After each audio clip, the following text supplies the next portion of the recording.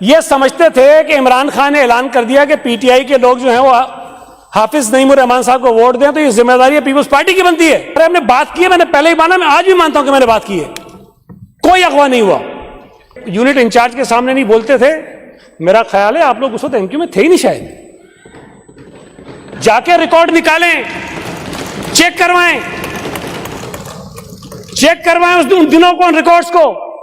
हमारे पास गनमैन नहीं होते थे, सिक्योरिटी गार्ड नहीं होते थे हमारे पास। जाकर उन दिनों में एमक्यूएम के लिए काम करने वाले लोगों से पूछें कि पीपुल्स पार्टी ने कराची में क्या क्या कुछ किया, क्या कुर्बानियां दी हैं। आप यूनिट इंचार्ज की बात करते हो। जिस कायद को आपने छोड़ दिया हम उसके खिलाफ बोलते थे, धड़ल्ले से बोलते थे।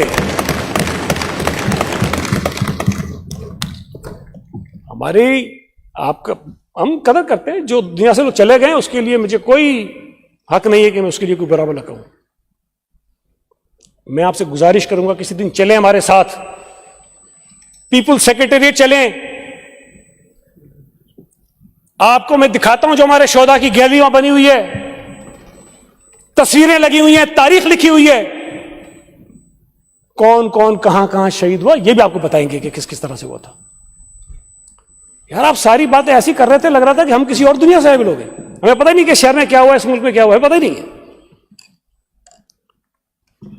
तो आज आप चले गए, अच्छे आदमी निकल गए। इनकी तकरीर सुनने तो मुझे लग रहा था कि पता नहीं ये क्या है भाई, हम किधर थे जब ये मुल्क बना, मतलब हम कहां थे। नहीं हमने सर देखें, मैं इस बात को मान लो, अगर गलत बात यहां से भी किसी ने की तो नहीं करनी चाहिए, मोहतात होना चाहिए, ये सेंसिटिव इशू है। लेकिन मैं बार बार ये चीजें कहता रहा हूं, अपनी पहले की तकरीरों में कहता हूं, मुझे आदत नहीं है दोहराने की, लेकिन क्या करूं, यहां से दोबारा बात आ जाती है, मुझे दोबारा जवाब देना पड़ता है। सर इस सूबे में जो तफरीक है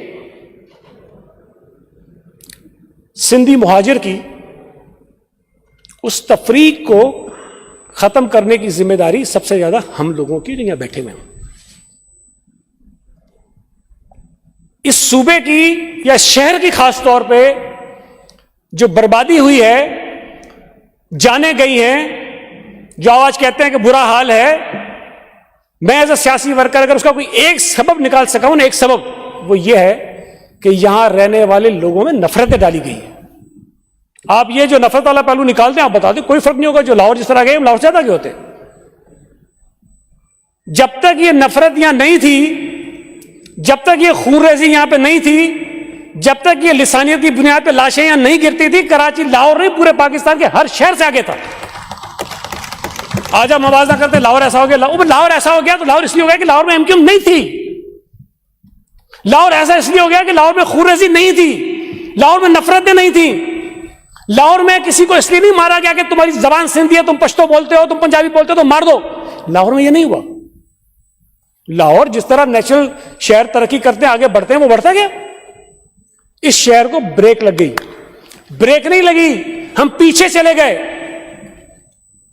आज आप 25-30 साल की खूनरेजी के बाद, बर्बादी के बाद, तबाही के बाद कहते हैं कि हम ऐसे क्यों नहीं है, हम नहीं ऐसे। और आज भी बदकिस्मती की बात है कि आज भी हमने सबक नहीं सीखा कि जो कुछ हम इस शहर के साथ कर चुके हैं कम से कम आगे तो ना करें। हमने तय किया हुआ है कि नहीं, हम ऐसे ही चलेंगे, बस हमने ऐसे ही चलना है। सर अब ऐसे ही चलेंगे तो कराची कोई एक बेजान सी कोई टेबल कुर्सी नहीं है कि सीएम साहब उठेंगे उसको रंग पॉलिश कर देंगे ठीक हो जाएगा। नहीं होगा। बहुत बड़ा शहर है। जब तक यहां रहने वाले लोगों में ये एहसास है, जिम्मेदारी हम पैदा करने में कामयाब नहीं होंगे कि ये हमारा शहर है, इसको हमने संभालना है, इसको हमने बनाना है, इसको हमने आगे बढ़ाना है, इसको हमने तरक्की देनी है, इसको हमने दुनिया का बेहतर शहर बनाना है, दुनिया की कोई ताकत इसको नहीं बना सकती अगर कराची के शहरी ना चाहें। सर मैं हमेशा एक मिसाल देता हूं कि हम अरबों रुपए खर्च करते हैं कराची की सफाई पे। कराची के शहरी अभी तय कर ले, अभी इस लम्हे, कि हमने कराची में गंदगी नहीं फैलानी, खुद ही उठानी, खुद ही रखनी है। आपको 1 रुपया खर्च करनी नहीं पड़ेगा, कराची साफ हो जाएगा। लेकिन अगर शहरी तय करने के नहीं, हमने साफ नहीं करना, आप सिंध हुकूमत का पूरा खजाना लगा दें, साफ नहीं होगा कराची, नहीं होगा साफ। हमें अपना किरदार अदा करना चाहिए। और जो नफरतों का माहौल हम गर्म करते हैं, उसको खत्म करना चाहिए। आज आप किसी भी शहर के लोगों से आते, मैंने तो नहीं सुना कम से कम, सिवाय कराची के जो हमारे मुखालिफिन हैं उनके, कि बर्बाद हो गया, बर्बाद हो गया, बर्बाद हो गया, बर्बाद हो गया, तबाह हो गया, तबाह हो गया, तबाह हो गया, खंडर हो गया, खंडर हो गया, खंडर हो गया। मेरी वो बाजी बैठी चली गई, वो कह रही थी कि सड़कें ऐसी है कि ऊंट दे दो मैं। खुदा को माने बाजी, आप ऊंट पे आती है क्या? मतलब गाड़ी में आती हैं। हो सकता है कोई एक आधी सड़क ऐसी है जहां पे थोड़ा सा आपको मजा नहीं आता होगा, लेकिन जिन सड़कों पर चल के आते हैं वो कराची की सड़कें हैं, वो किसी और मुल्क की नहीं है। हमें आप यूनिवर्सिटी रोड पे तनकीद करते हैं, ठीक है, हमारे पास उसकी जस्टिफिकेशन है, लेकिन ठीक है, आप कहते हैं भी लोगों को तकलीफ है, आपका राइट है, आप करें। और गलियां सड़कें कोई टूटी हुई हैं उस पर आप तनकीद कर सकते हैं, लेकिन आपके इल्म में है, आप भी कराची के गली मोहल्लों से उठ के आए हैं। सर, इस वक्त कराची शहर में बहुत बड़े पैमाने पर सुई गैस की जो कंपनी है वो रिहेबिलिटेशन का काम कर रही है। उन्होंने बेतहाशा गलियां खोद दी हैं, सारी बनी हुई सड़कें खोद दी हैं। आप लोगों को दिखा के कहते हैं देखो ये संदूक में बना नहीं रही है, वो भाई गैस की लाइन डल रही है वहां पे। अब क्या करें हम, ना डलने दें। मेरे अपने हल्के में हुई है, मैं नहीं चाहता था गली टूटे, लेकिन क्या करूं, लोग आ जाते हैं, हमारे घर में गैस नहीं आती, हमने मजबूरन कहा कि भाई काटो, डालो गैस की लाइन। ये पूरे शहर में हुआ है, सिर्फ किसी एक मेरे हल्के में नहीं, हर जगह हो रहा है। तो उसकी वजह से सड़कें टूटी हैं, खराब हुई हैं, वो ठीक करने की कोशिश करो। ये ऑनगोइंग प्रोसेस है, ये नहीं हो सकता कि कोई हम अचानक एक दिन सुबह उठें कराची की कोई गली कोई सड़क टूटी हुई ना हो। हम बनाते रहेंगे, खराब होती रहेंगी, हम बनाते रहेंगे, खराब होती रहेंगी। आज हमें, कल कोई और आएगा वो भी करता रहेगा, उससे पहले आपने भी ये कोशिश की होगी। तो कम से कम कराची का चेहरा जो दुनिया के सामने मस्क करते हैं ना, साहब, नहीं करना चाहिए। सर, पता नहीं हमारे कुछ और वजीर भी होंगे, सीएम साहब भी थे, एक डेलीगेशन आया था कुछ अर्सा पहले यंग पार्लियामेंटेरियंस का, जिसमें नू लीग भी थी, पीटीआई भी थी, तमाम जमातों के पार्लियामेंटेरियंस में आए। चीफ मिनिस्टर हाउस में उन्होंने मीटिंग की, पीपल्स पार्टी के लोगों ने नहीं, जो दीगर जमातें थी जो मेरे मुखालिफ हैं। उन्होंने कहा कि जो हमने कराची के मुतालिक सुना था, कराची वैसा तो नहीं है। तो मैंने कहा अच्छा है कि बुरा है? तो कहने लगा नहीं, उससे अच्छा है जो हमने सुना था। कराची के अलावा जितने साफी आते हैं जो विजिट करते हैं सूबा सिंध का, मुख्तलिफ इलाकों का, मुझे कोई एक बता दें जो ये कह के जाता हो कि जी जिस तरह सूबा सिंध का हमें बताया गया था उससे तो बहुत बेहतर है। सर, मैं हमेशा एक बात करता हूं और ये बात इसी तरह चलेगी। देखिए, ये जितने दोस्त बैठे ना, हम सोने के बन जाएं, कराची की सड़कें आप बिल्कुल सब ठीक कर दें, इन्होंने तनकीद करनी है, कोई ना कोई जाविया निकालना है तनकीद का।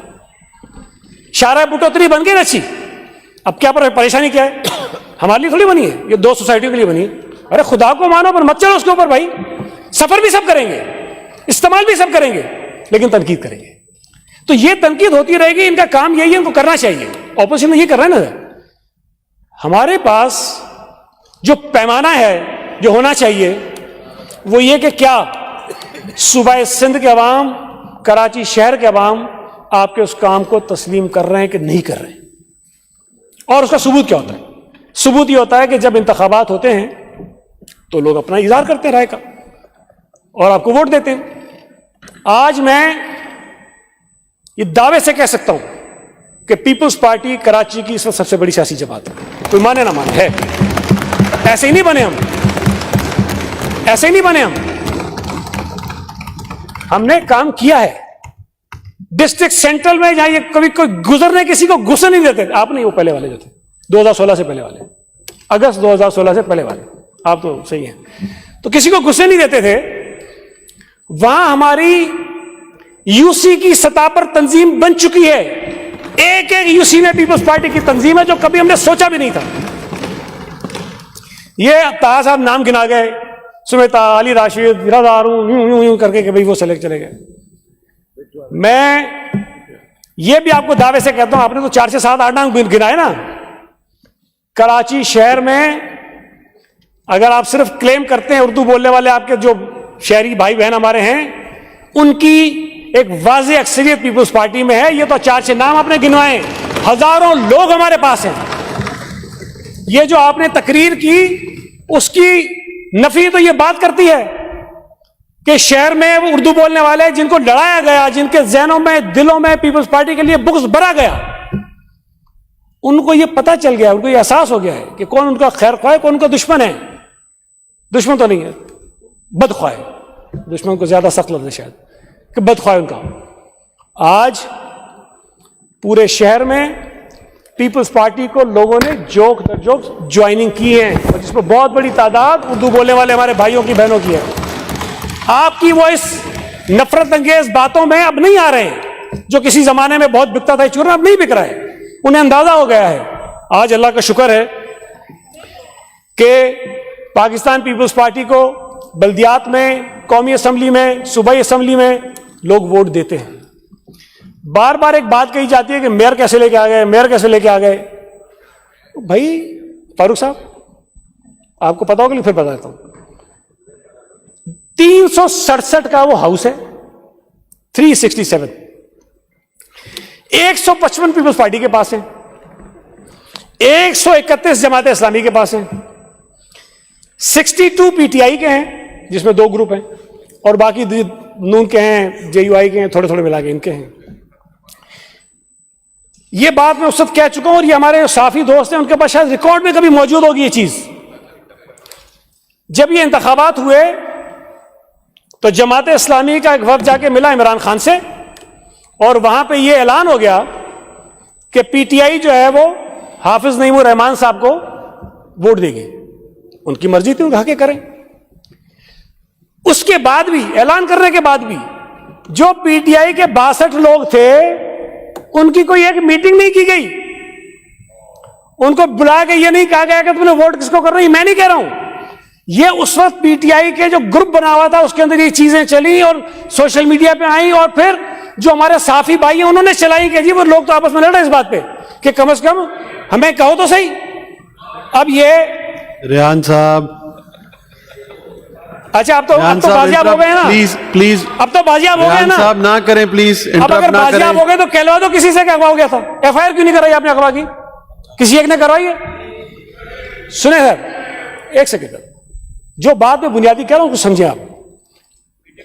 ये समझते हैं, ये समझते थे कि इमरान खान ने ऐलान कर दिया कि पीटीआई के लोग जो हैं वो हाफिज नईमुर रहमान साहब को वोट दें, तो ये जिम्मेदारी पीपल्स पार्टी की बनती है कि उन 62 लोगों को पकड़े और हाफिज नईमुर रहमान को जाके वोट डलवाए।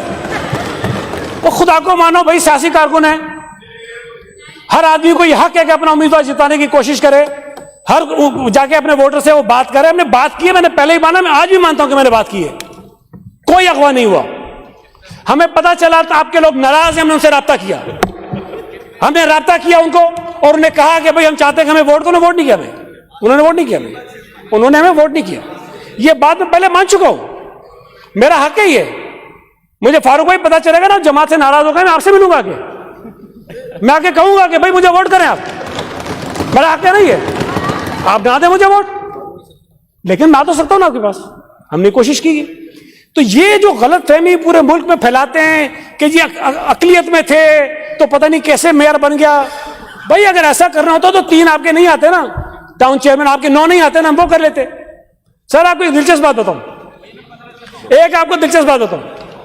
जब ये इलेक्शन हो गए तो इलेक्शन कमीशन में केसेस हुए, जमात इस्लामी ने केस किया 6 यूसीज के खिलाफ पहले, और उसमें प्रेयर उनकी क्या थी कि इलेक्शन कमीशन इन 6 यूसीज के नतायज के अपनी जो बैलेट बॉक्सेस हैं अपनी निगरानी में रिकाउंटिंग करा दे। हमने जाके कहा कि करा दो, फिर गए नहीं अब तो नहीं करानी। फिर एक रिटर्निंग अफसर था, उसके ऊपर एलिगेशन लगाया कि इसने पीपल्स पार्टी को जितवा दिया है। उसके पास 4 यूसियां थी, 3 पीपल्स पार्टी हार गई थी, 1 जीत गई थी, बोला ये पीपल्स पार्टी को जितवा दी इसने। अजीब अजीब केस थे, अभी मैं डिटेल में नहीं आता हूं। वो जो इलेक्शन कमीशन सुप्रीम कोर्ट तक गए उस केस में, और आखिर में जो अपने खिलाफ फैसला करवाया था उसी को बहाल करा के और कह लगे हम जीत के आ गए। मैंने अजरा मजाक कह रहा हूं, मैंने ना उस वक्त वीडियो भी होगी कहीं वीडियो, मैंने उस दिन कहा, उस वक्त ये अमीर नहीं थे जमात के, मैंने कहा जी हाफिज साहब के 2 ख्वाब हैं, एक कि मेयर कराची बने, दूसरा अमीर जमात बने। एक पूरा होगा एक पूरा नहीं होगा। अमीर जमात बन जाएंगे, मेयर नहीं बनेंगे। एक पूरा हो गया दूसरा पूरा नहीं हुआ। ये मेरी पेशेंट हुई थी, तो वो